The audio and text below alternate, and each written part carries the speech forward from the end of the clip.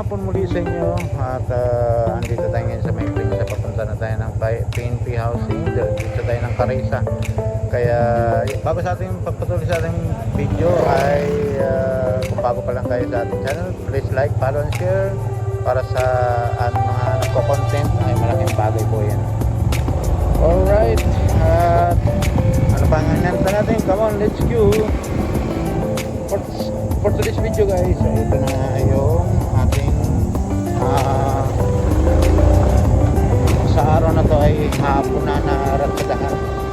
Kaya araw-araw yun guys. Kaya minsan na nangyayari sa tao talaga, nagimiwasan minsan pagka may edad na nagkukulap dahil siyempre sa araw-araw pa na naman ang trabaho ay init, ulan, kasasabupa. May ginalang ang ibang tao na mayroong kakayahan o kaya may kaya sa buhay dahil nakakapag-relax sila o kaya hindi na sila sa mga vitamins o mga bagay na kailangan upang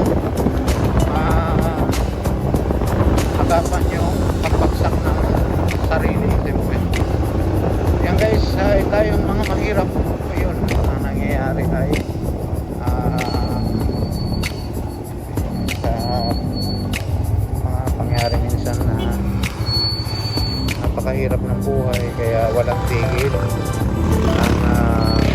trabaho. Kaya sa ilang mga panahon may edad ka palang 60, 70, ayan, bumabagsak na ang sarili dahil kulang sa financial. Kaya guys, taga-taga lang tayo kung saan abutin. Basta importante nagtrabaho doon sa pamilya ay yan ay malaking bagay na rin tayo.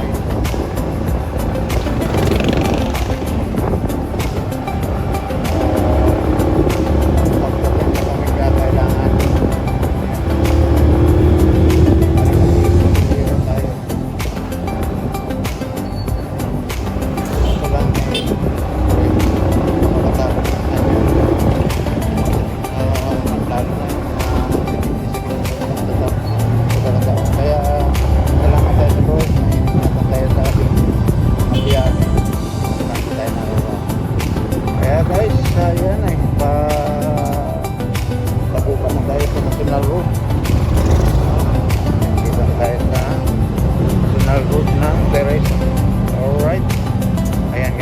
kailangan rito pagka kailangan dahan-dahan alalay kasi pagka nahanip kasi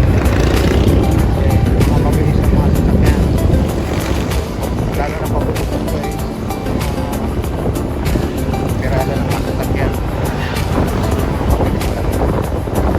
parang ako muli sa ating mga followers, viewers siyempre ako magiging sa akin mga maghanap dyan sa link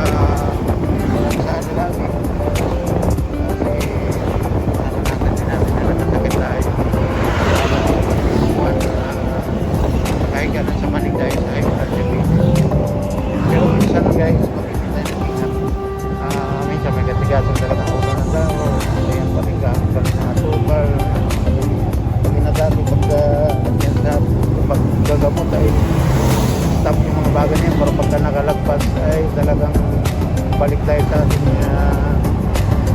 sistema ganun. Kaya wag naman ay minsan naranasan ko rin na talagang ganyan mga pangyari pero minsan naisip din natin na may pagkakataon na iwasan mga bagay na yun dahil nakatapos yung makasakit. Kaya sa 7-Eleven dito sa Carissa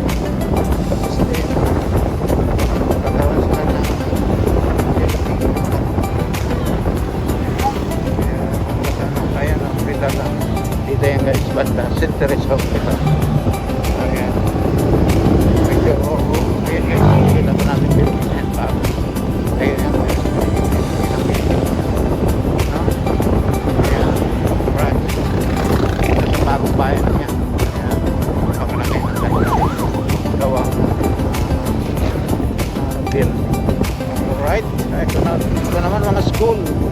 Tagal ng gawa. Apat na building, tatlo. Tatlo na guys. Kaya ito ang kupanan ng bagong bayan. Dito ang crossing. Alright.